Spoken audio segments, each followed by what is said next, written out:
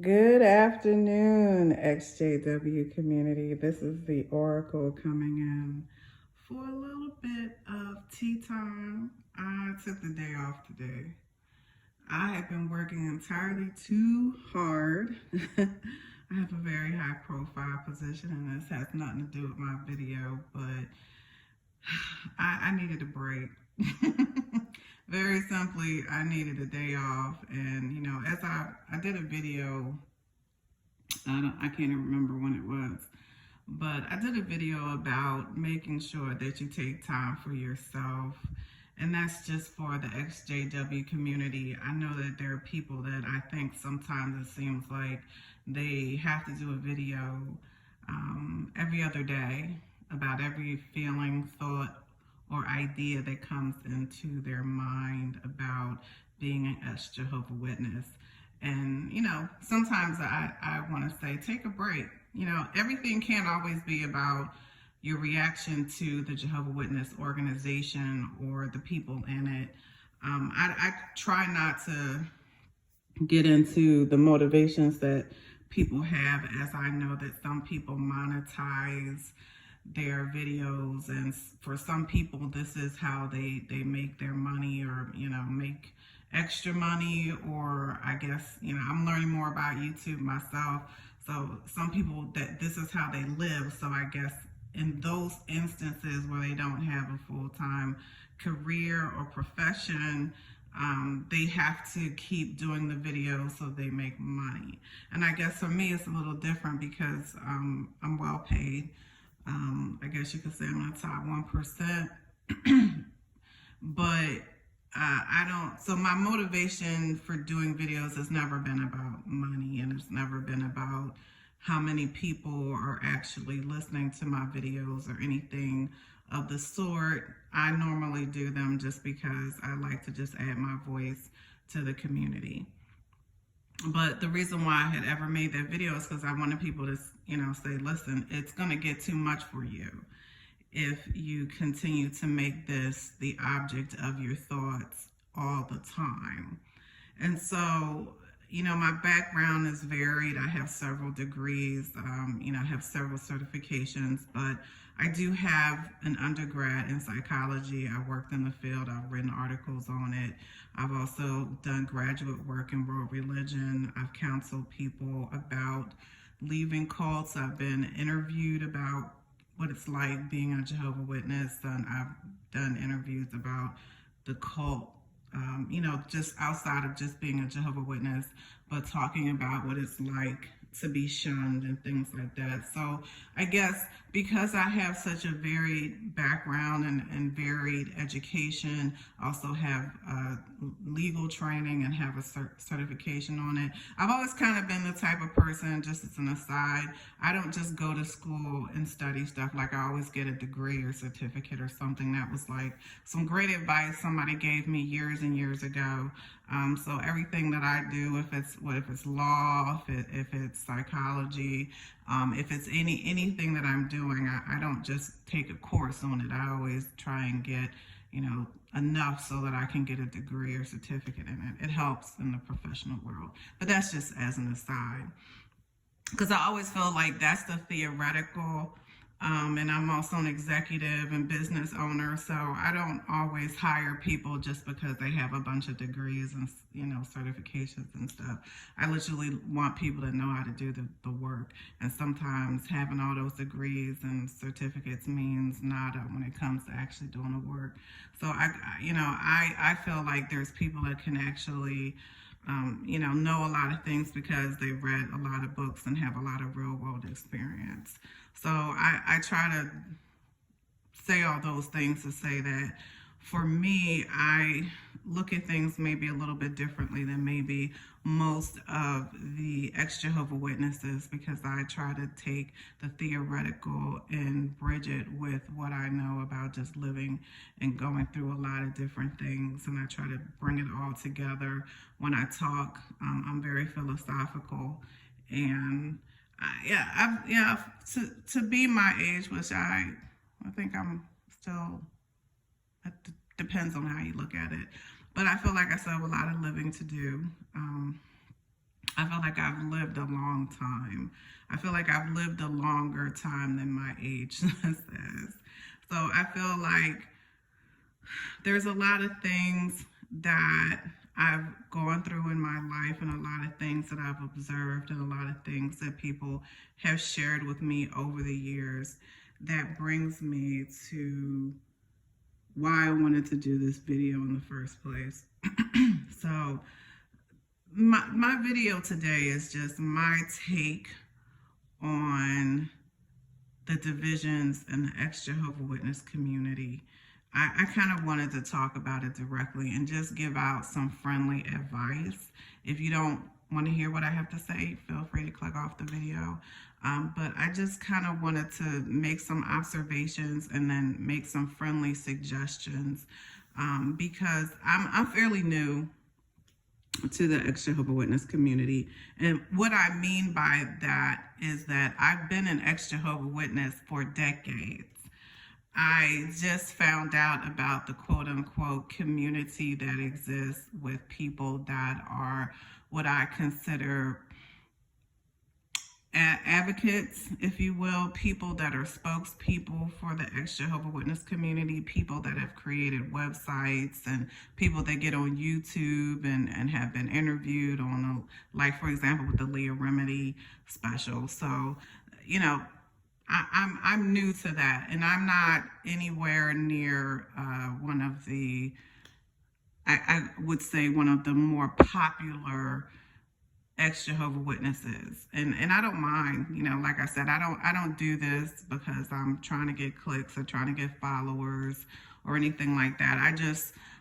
You know, when I started getting on YouTube and looking up the ex-Jehovah's Witnesses that were speaking about their lives and things like that, I did look at the more popular ex-Jehovah's Witnesses, but I found just as much information in those that were not too popular but had a lot of content. So I'm the type of person that actually looks for content and looks for things that I feel is going to help me. And sometimes I'll come across a video by someone that maybe has 15 followers, but they made a really good video about something that I know resonates with me or can help me, or I feel like, you know, it's hitting some points that I think are very valid. So I've never been the type of person that just followed what you know, who's the most popular. And that's something that, you know, I was taught from the time I was young. Don't just go for the most popular. Look for quality, look for content, look for something or someone that, you know, is making you feel good about yourself.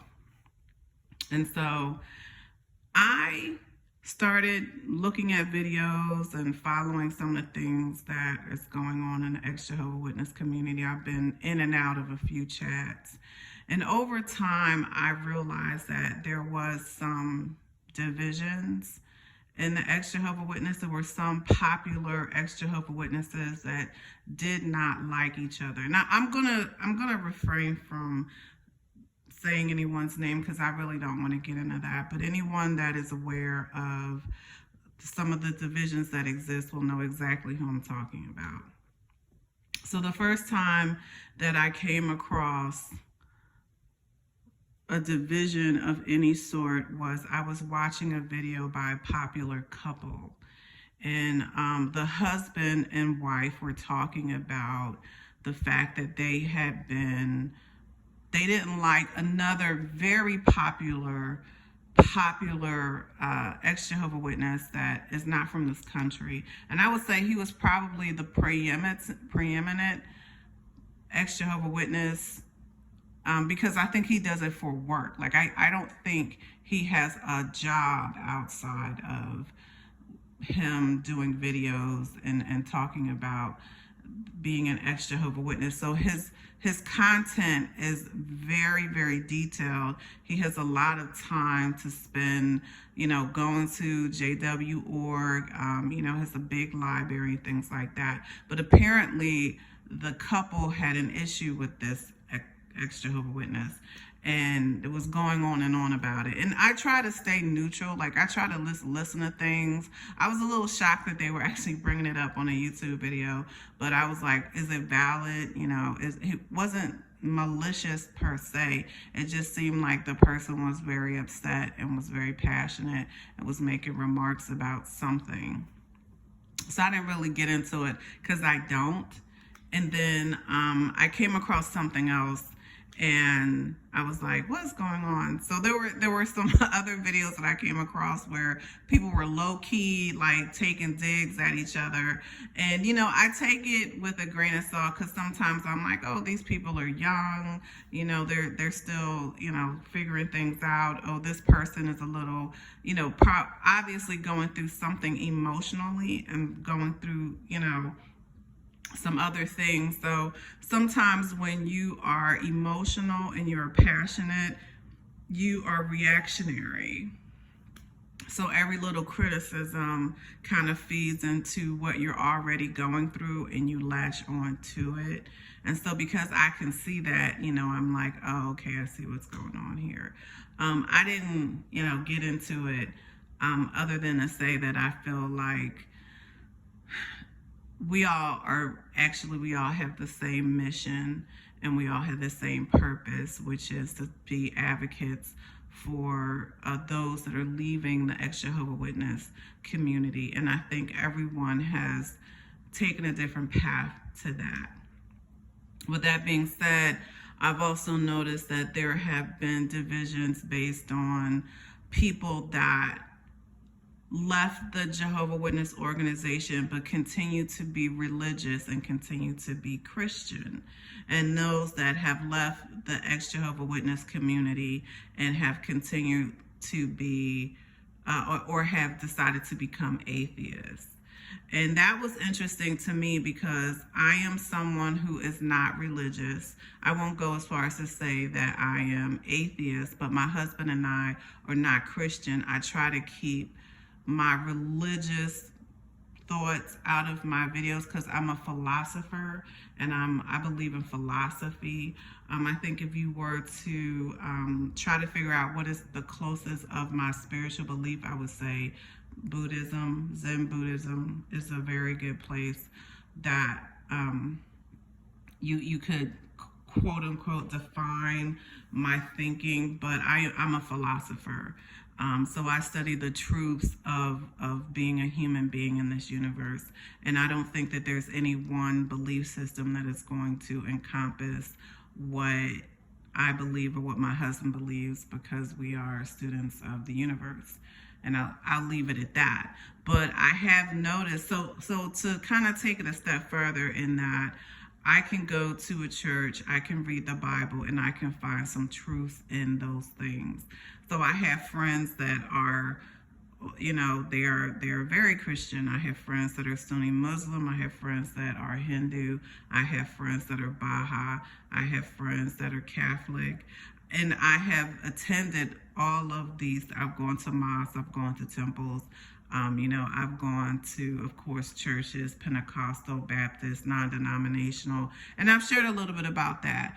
And then I'm a very free person, because I can read the Bible and I can find something that is truthful in the Bible. I can read the Quran, I can read the Torah, I can read, you know, sacred texts of Buddha. I can read a lot of different things, and because to me they're all based on a philosophy of truth.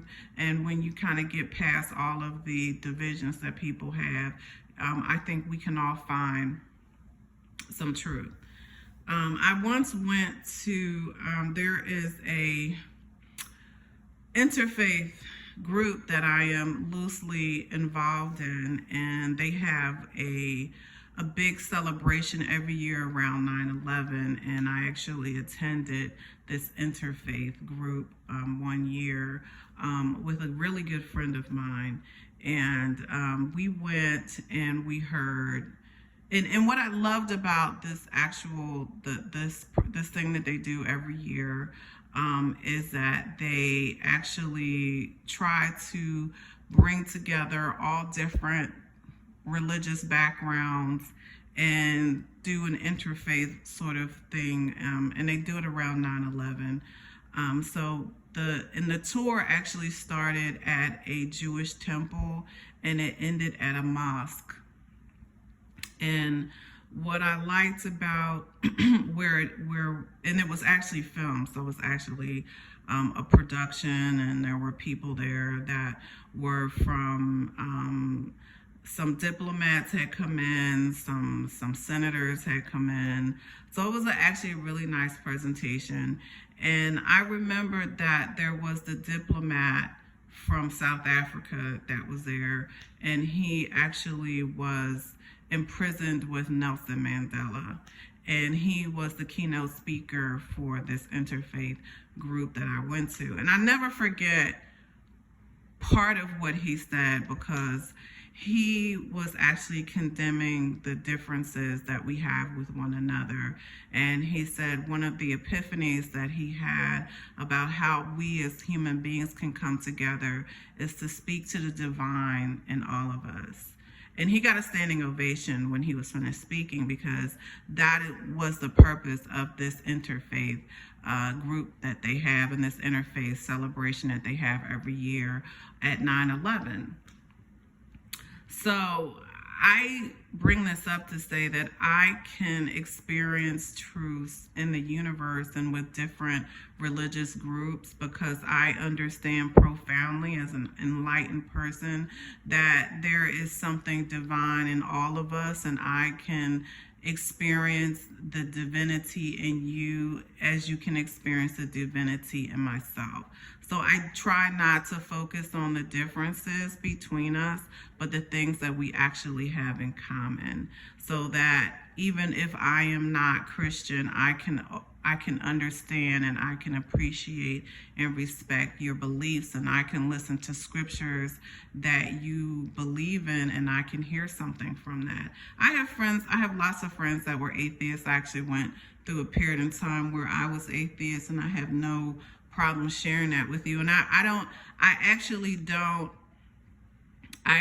I understand actually why a lot of Jehovah's Witnesses would be turned towards atheism after leaving the Jehovah's Witness organization. And that's a whole side conversation, because I believe that it actually kind of propels you to that.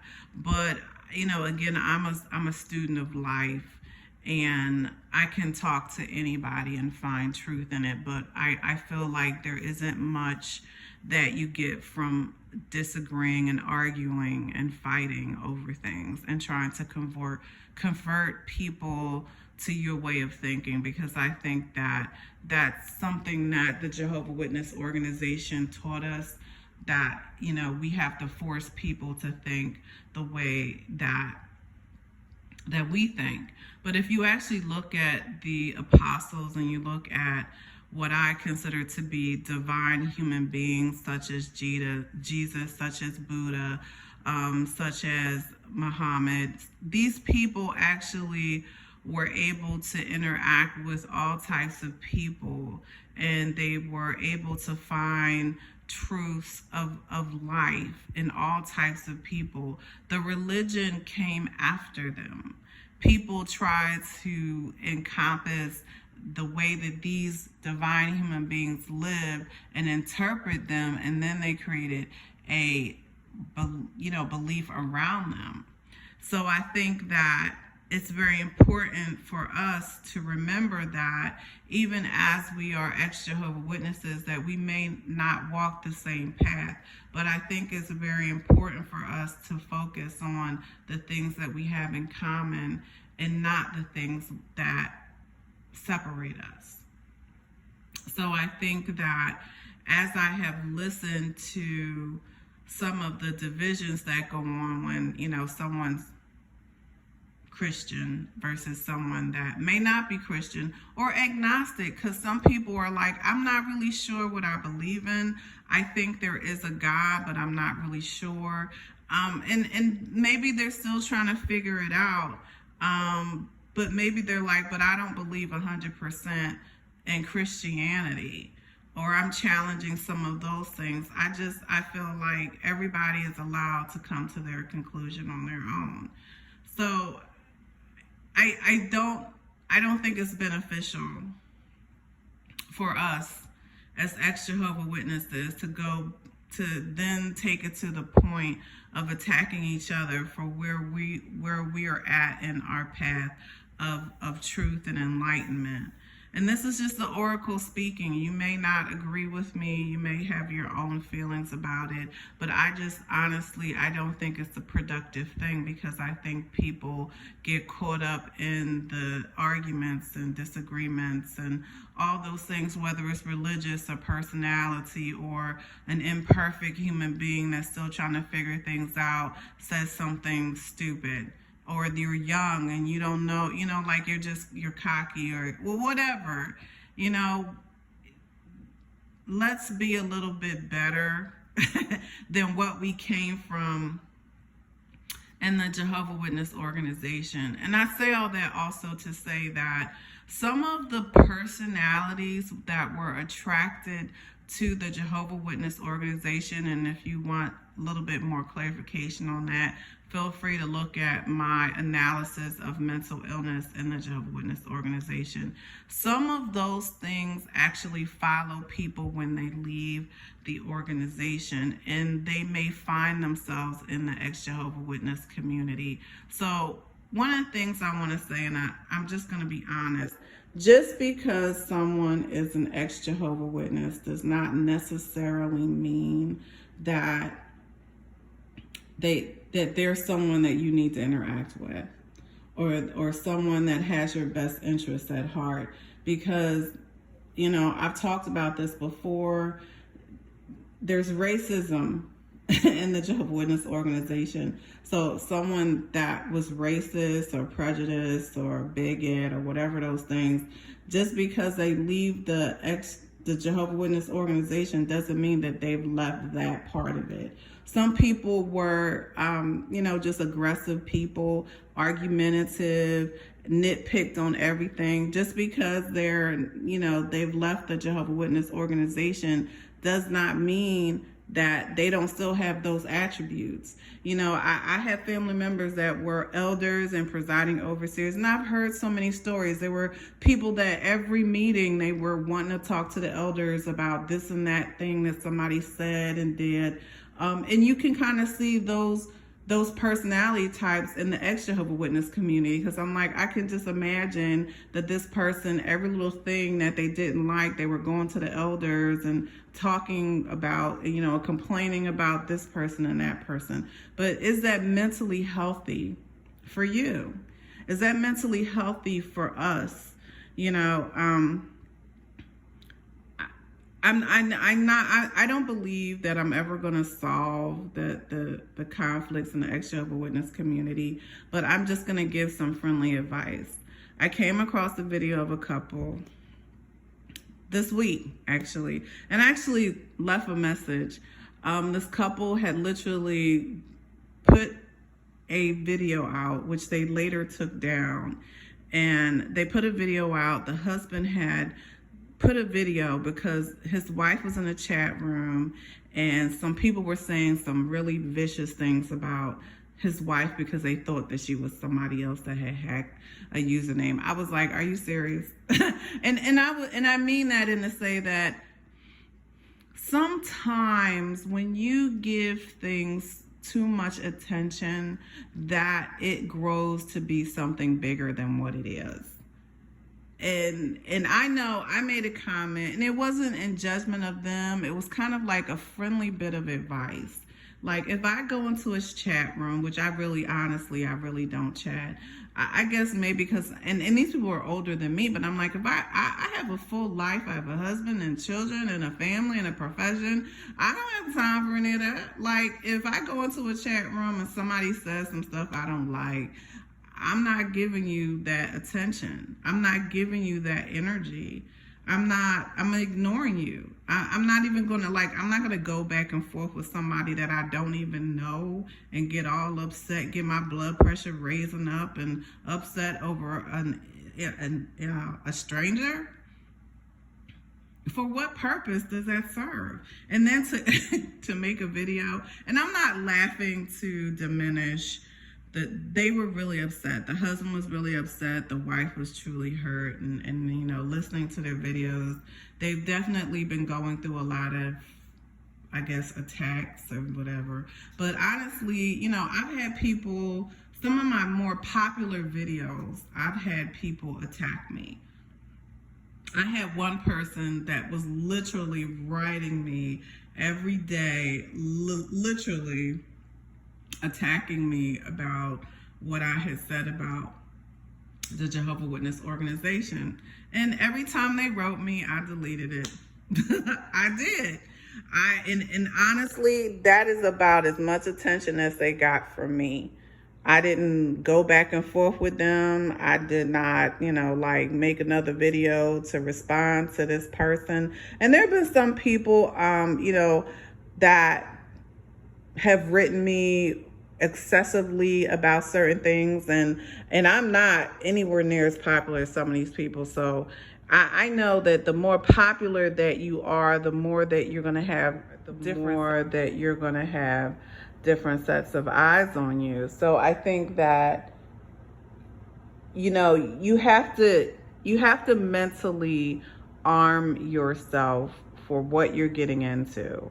And this, you know, again, this happens in the professional world too. The higher up you move up professionally, the more that you open yourself up to people that don't like you, people that resent you, people that have things to say. So it's like there's a Buddhist expression that says, what you feed is what will grow. So the more that you feed negativity, the more that it will grow inside of you. And so I guess because I think like that, I try not to give that type of energy to anything. So when I came across this video, I said, you know, if I was in a chat room and someone said something that I didn't like, I would ignore it. I would get off the chat room and go on about my life, because I got too full of life to be caring about what other people are saying. And, you know, and then I wouldn't, if you're going to do YouTube videos, if you are going to make controversial statements that people may not like, and it's against a collective organization that you were a part of, you kind of have to go into it knowing that people are not going to agree with you. If you are an atheist who talks about atheism and criticizes Christianity, then you have to know that there are going to be people that are Christian that may respond to what you're doing. So the question becomes, do you argue with everyone that doesn't see the way you think, or is that how you want to give your energy? Because honestly, I think you already know that. So why are you arguing with them? You already know that. If they can call you names and all these type of things, you're not going to change their mind. You can't argue with everyone. However, the more energy that you give to these people, the more that it grows inside of you, and then it can manifest in physical ways, you know, because the more that you give attention to certain negative things, it can affect your blood pressure, it can affect your emotional health, it can make you lose focus of your family and other things that you should be focusing on.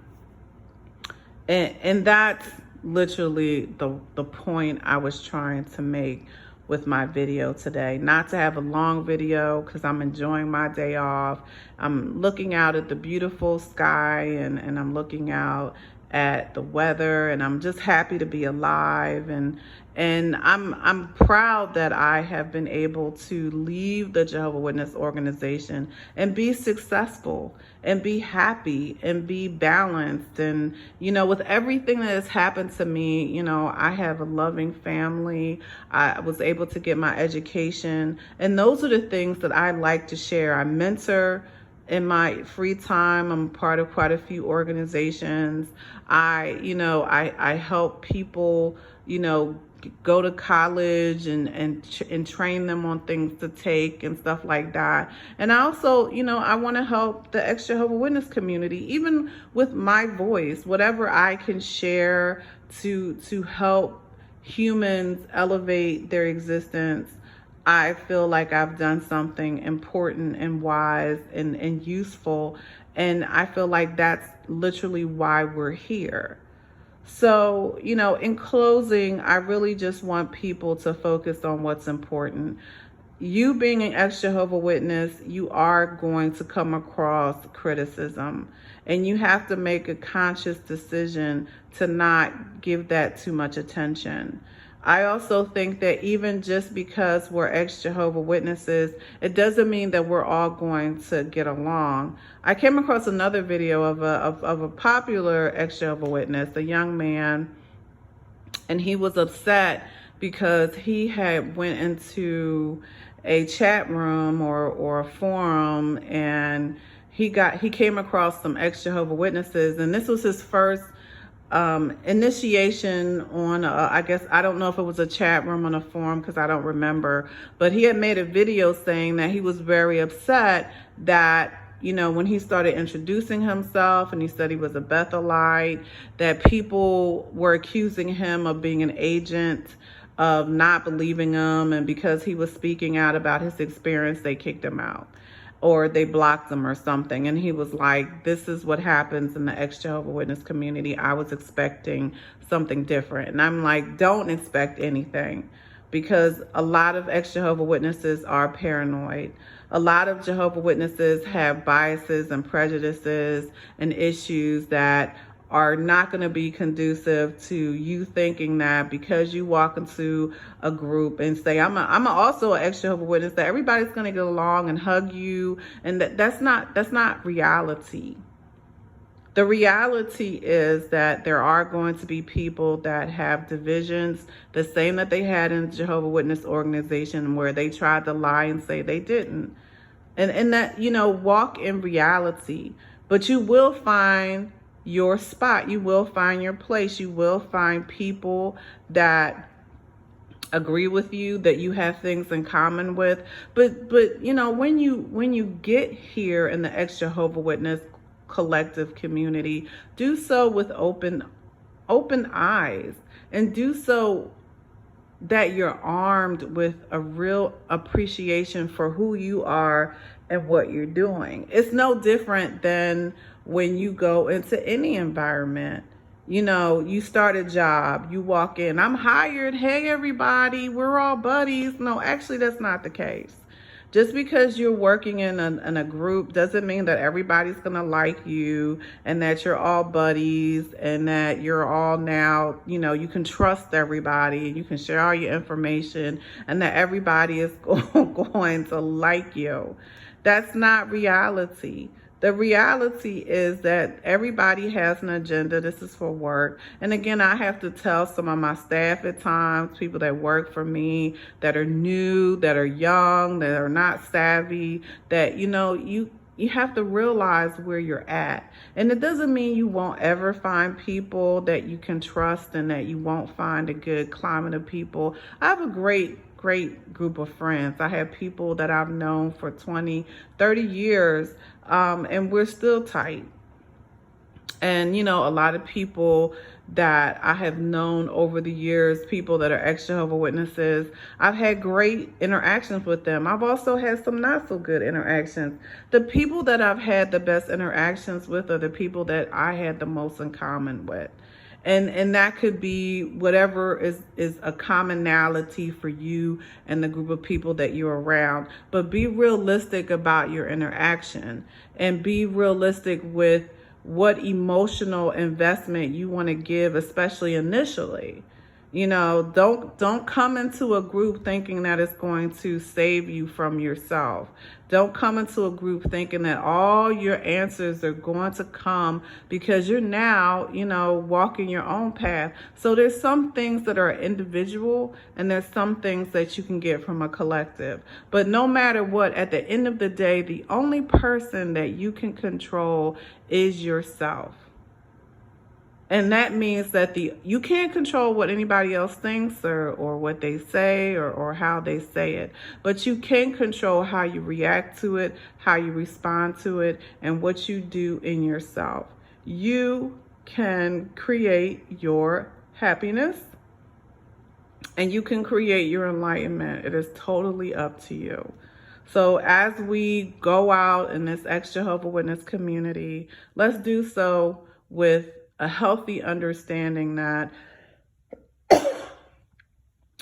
you're going to have people that don't agree with you. Wish them well and be on your way. Don't let that stop you from your advocacy. Don't let that stop you from whatever you feel is important to share with others. If you need to take a break to kind of get yourself realigned, then do that. There's nothing wrong with that, because I think a lot of times when I see some of the more emotional and offended people that get on YouTube and give it a lot of attention, and this is kind of my training hat going on, is that I think there's a lot of other things going on in your life, and I think that you're kind of projecting that onto whatever is happening because you're magnifying it, and you need to kind of take a step back and work on everything so that when you talk about, because talking about the ex-Jehovah's Witness community and helping people out is a choice.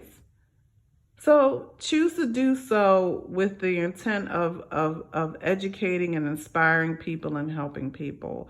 When it gets to be a burden, when you find yourself getting into petty bickering, when you find yourself becoming overwhelmed emotionally, there's nothing wrong with taking a break. We'll still be here. So I share all that to say I wish you well. This is the Oracle signing out, and we will talk again very soon.